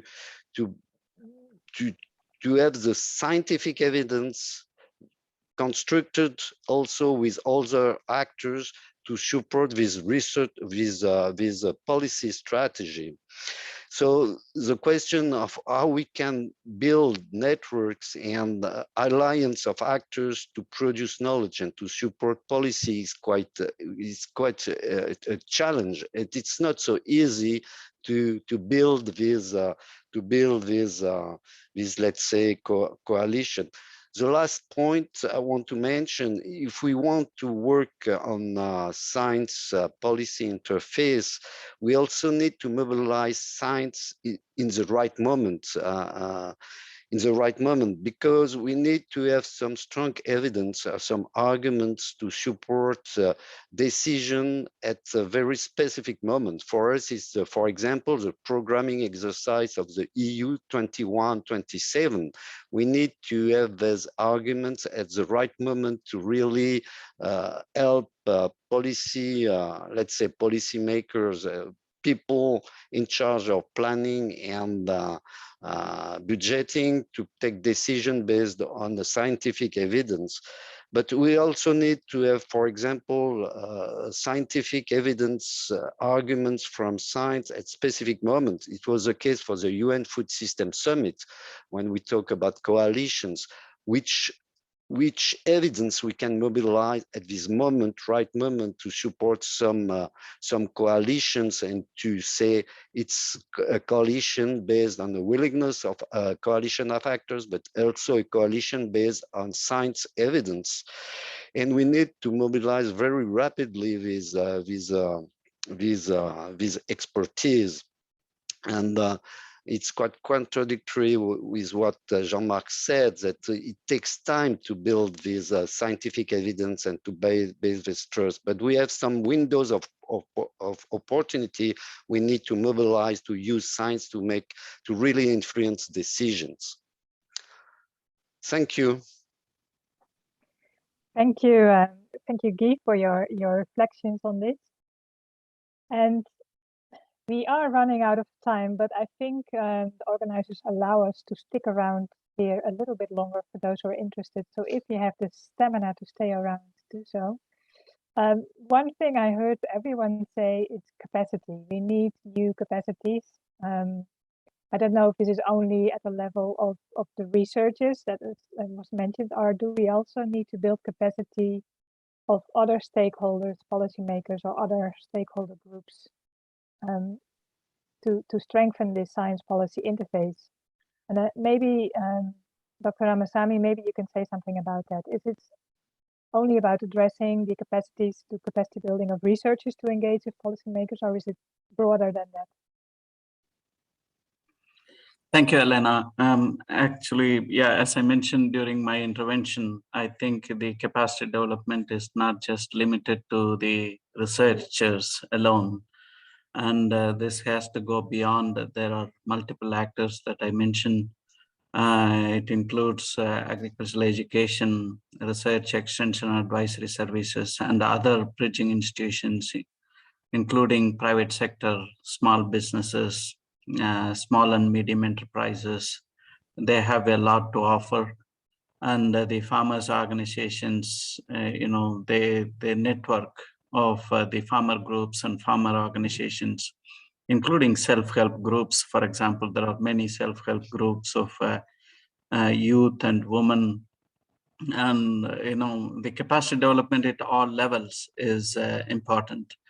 From our perspective, we define this in 3 different levels. One is the capacity development at the niche, innovation niche partnership level, which is focusing more at the local actors. And then we have the innovation support services, mostly the institutions that provide essential ingredients and the technical support, and also inputs, etc., to the producers and value chain actors. They need capacity development, and also the policy processes, policymakers. They provide the enabling environment for whole the dynamics within this perspective. So capacity development is needed for all levels. And one of the challenge we encounter is identification of the right entry point, where to enter, because the lack of institutional mechanisms at the country level focusing on agricultural innovation or innovation systems is still evolving. So that is an area that needs very strong attention, because entering through right partnering a right agency that provides a lot of leverage to upscale and also make sure that the capacity development is relevant and also contributing to the broader upscaling of the co-creation of knowledge-related processes and also upscaling of the innovation and technologies as well. Yeah. Thank you.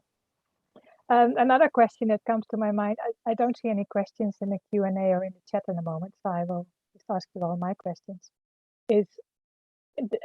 We all agree a lot needs to be done. We're talking about long time frames. We're talking about building relationships, capacity development. Who needs to start this process, or where do we find the funding? And I'm wondering, Dr. Antwi, I know you need to go, but maybe from if you work at FARA, maybe you have some thoughts on that. What are the first next steps for us as a community? Helena, would you want to repeat the question? I didn't hear you clearly. Sorry. So my concern is when we all agree there's a lot of work to do, there's a lot of capacity building we need to do, creating effective spaces for the science policy interface. It takes time, it's a long-term commitment. Who should take the lead in building these coalitions, or how can we start improving these science policy interfaces? Yes, thank you very much. I think the starting point is to see the relevance of science in this interface, the relevance of science as far as policies are concerned. And so the starting point for me, from my experience, is from the scientist perspective. That is where it starts from. And then from there, there's that engagement with other stakeholders, including the decision makers. It is seen that scientific research is also even expensive. And so there's that need for us to be able to speak with organizations, international organizations, donor partners, to provide that kind of support to ensure and help that scientists are able to fund and work on their research. So for me, from experience that we've had, it begins from the scientists, having that ability to communicate their research to decision makers, having been able to convince decision makers as the relevance of their work to the issues of society. That is where it starts from. Once they are convinced, then the resources will be able to be provided for them to be able to undertake that research that they are supposed to. Thank you. There's one aspect, and Nienke Bijntema is referring to that as well, that none of us actually refer to, but of course there's also the knowledge brokers. There are also stakeholders in between policy and research who can help to broker knowledge, to bring different sources of knowledge together, to facilitate that exchange. I'm wondering if there's any of the panelists, or maybe you, Jean-Marc Touzard, if you have any experience of working with an intermediary, you could say, a knowledge broker, who can help facilitate that exchange. Is there anyone who'd like to say something on that? Jean-Marc Touzard? Yeah, yes. I think we involved some of this kind of brokers, but the main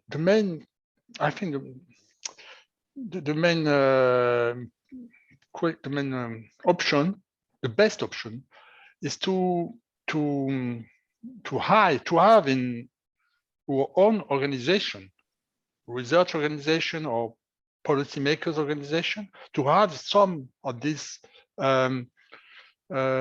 wide-skilled people, scientists with skills on engineering, participatory approaches, on the other side, policymakers involved in studies in science, the relationship with scientists. I mean, we have to hire this kind of brokers. It's better than to just to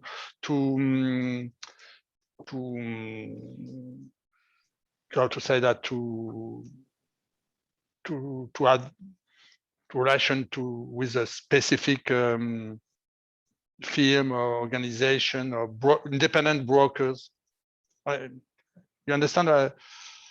This is very important, and at our own organization at INRAE, we want really we promote new profiles, new kind of researchers oriented to participatory research. Thank you. Yes, Maybe yes, to add, I think we, as Jean-Marc said, we need to have specific skills in each organization. But I also have the feeling that what is important is to have to build some coalition of actors. So every actors could play a different role and can try to, let's say, to play an intermediary role regarding its mandate and depending on the trajectory of the let's say exchange between science and policy, depending on the trajectory of the change process. So I'm not sure. So you have different configuration. I'm not sure you can just trust brokers. You need to build bridges between different stakeholders, and maybe depending on the phase of the process, one actor could play a major role during a moment, and after a while it's another one to play this role. So I'm not sure it's so we need brokers, but I'm not sure there is one actor able to play this role. It's maybe a shared role, but maybe depending on the situation, it's thinking like this. And there was another comment already earlier about the role of champions, who can also play an important role in this interface. And I'm wondering, maybe Dr. Alinon, I don't know if you have experience with using champions in your research topics. If you want to say something about this. Yes. Okay. Yes. Go ahead. Yes. Yes. Please excuse me.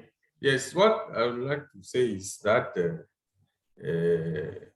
you need champions everywhere, because those are people that understood the most your interests, and they can, speak on your favor when decision makings stage has come. And as said earlier, it's a collegial role, and those champions. When I take the example of passing a law related to an experience that has been made, and this one is in Burkina Faso, for instance. So universities and scientific institutions used to make like workshop to parliamentarians of the assembly, to have them, to enhance their skills on the specific topic. So when the law arrives at that time, there is no resistance. So you need champions in any sector. Dr. Antwi, you want to add to that? Yes, I wanted to add that, yes, indeed, we need champions. And from Farah's experiences, we've used champions very well in this process. And usually the champions are people who have either have some strong connections with the decision makers, or people who have worked with them before. And so getting access to them becomes very easy, and understanding the researcher's point of view and carrying the message across the decision makers, has been very effective. So far, we have been using champions very well in all these. So they are very important, and we could rely on them in this matter. Thank you. Thank you. I would like to make this a little bit more personal by asking each of you in the role that you have, whether it's as a researcher or a policymaker or FAO, for example, you're sort of in between. What is the first thing you think you need to change in your daily practice, daily professional life? The first thing that you can do differently to make the science policy interface more effective? Now that we exchanged a lot of the challenges and the opportunities, what is the first step for you in your role to change? Can I start with Selvaraju? Thank you. Thank you, Elena. I think this is a very difficult and unexpected question, but I think it's more relevant for us. What I think the first thing that we need to do to make this change to happen is to do an assessment. Of course, this assessment need not be so much technical with the technical rigor and intensive assessment. At least try to understand what is the current gap that exists at the country level. Anyway, this has to happen at the country level. What is the current gap that exists at the country level with respect to the science policy interface? We all work with the institutional domains and institutional mandates, and within the boundaries. Crossing those boundaries is extremely hard because it doesn't allow us to engage with different actors. That makes a lot of sense, having this participatory dialogue process. So that is the one thing that really we need to take care, consider, engaging different partners at the country level, and also assess the current gaps and build on that, on different pathways that what we have already listed as part of this side event.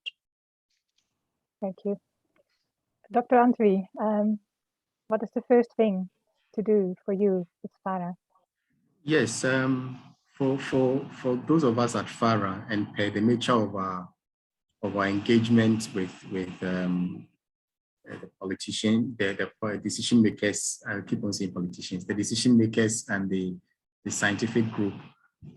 For us, for me, what I think is critical is to really understand, as I indicated in my presentation, understand the political atmosphere, what the politicians really need, and understand them, and for us to be able to communicate to them very well, for them to understand what's really we bring on board.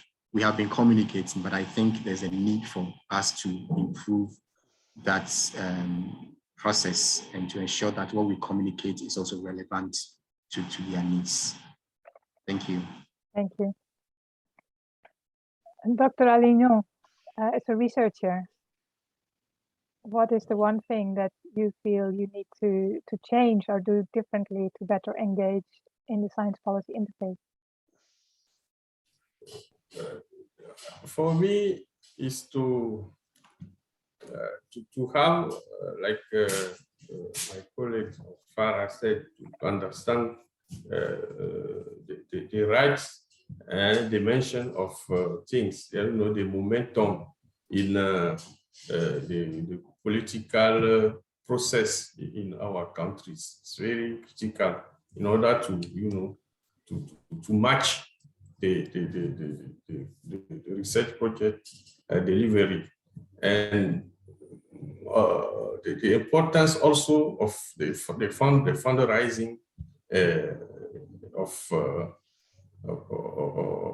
available funds, and in order to have workable research projects. It's not good to have a project that cannot be implemented because funds are lacking. And as far as those things are concerned, states and also decision makers have their work to say to have the funds, the funding. Thank you. Thank you. At INTPA, Guy, what is the first thing you feel you need to improve? Improve. From the policymaker perspective. Yeah, I'm not going to answer on behalf of INTPA, but at least from our thinking on that, from our DeSIRA initiative, this set of research and innovation project we fund, as we want to really contribute to innovation and impacts, maybe how we can work with a different project and maybe through DeSIRA-LIFT, so through your own project, to build some networks, including science practitioners and policymakers, to really have this co-design process at project level. So to include this dimension of co-design of policy between researchers and policymakers, at national level, sometimes at continental level, depending on the project. So how we can work on this dimension, because we need to strengthen the skills of researchers to do that, but we understand from the discussions that we also need to strengthen the skill of other actors and policymakers to make better use of science to produce, at least to change policy and to improve policy. So these networks of science practitioners and policymakers at project level, by strengthening skills of researcher and other actors, would be my main message. Thank you. Jean-Marc Toussard, I want to ask you, having listened to the panel and some of the comments coming in about what to do in environments where agriculture sector is not well organized, or you need to do more capacity building of young researchers, for example. Also, as you are, based on your experience, what are the final recommendations you would give to all of us?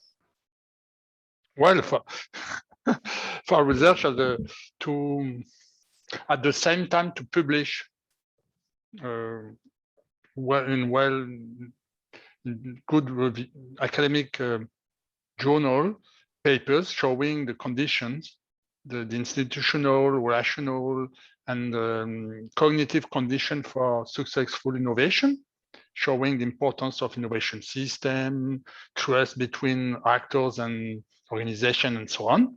So the first line is publish on that, and to show the importance of this institutional and knowledge and learning conditions, and at the same time to provoke, to create some events, some conditions. Could be doing a project, for instance, where you can open the relationships, the questions, the perspective for new collaborative project. So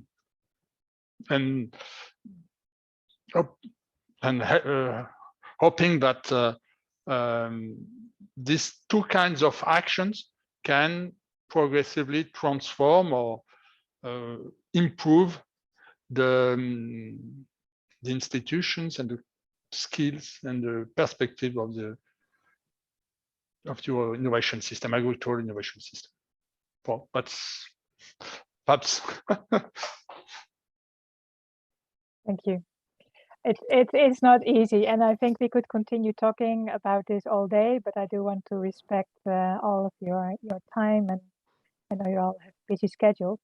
I had asked Christophe Larosse to send us off with some wise words, but I don't see him, so I don't know if he's here, but I believe he's not.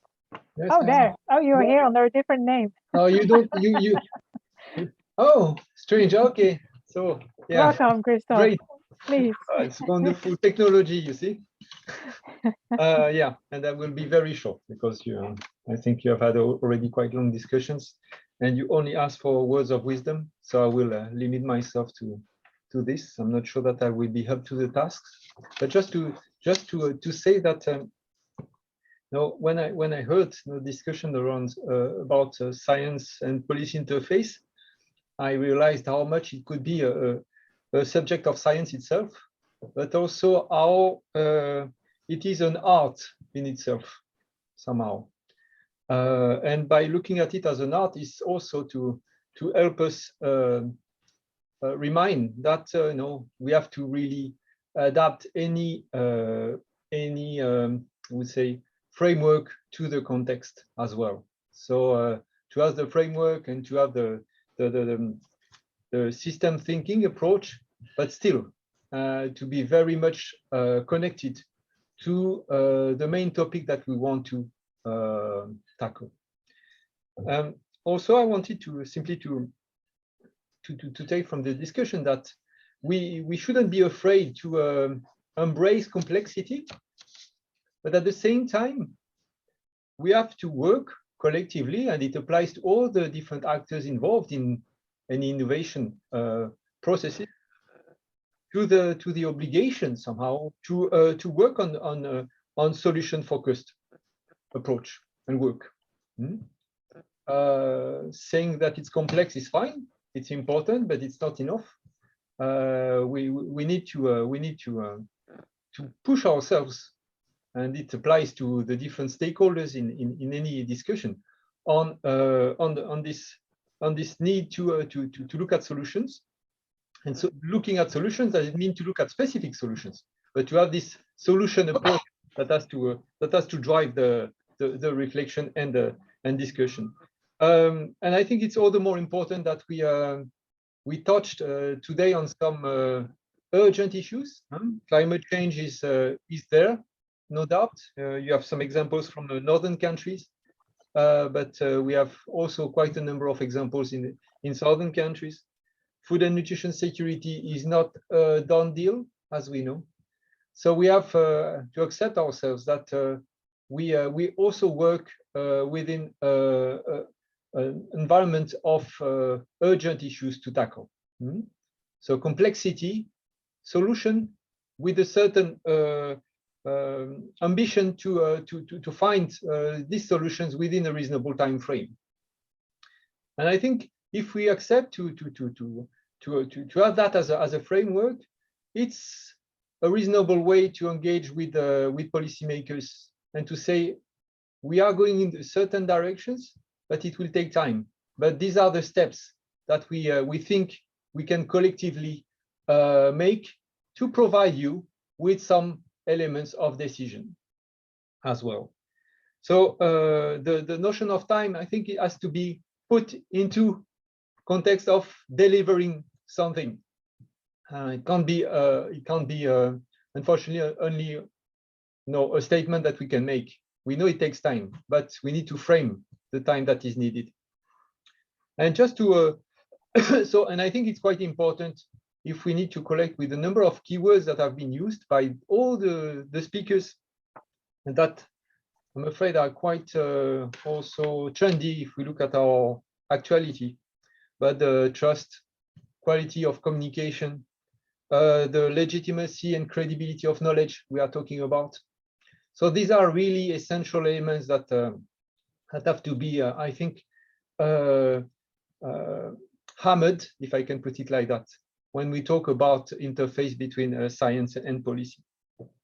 And just to close for my side, saying that I was quite happy to see how different interventions that we have the pleasure to support, be it the TAP AIS, the support to FARA and the Caterpillar for organizations. Some example of projects like the Accept project in Chad were packaged in this discussion.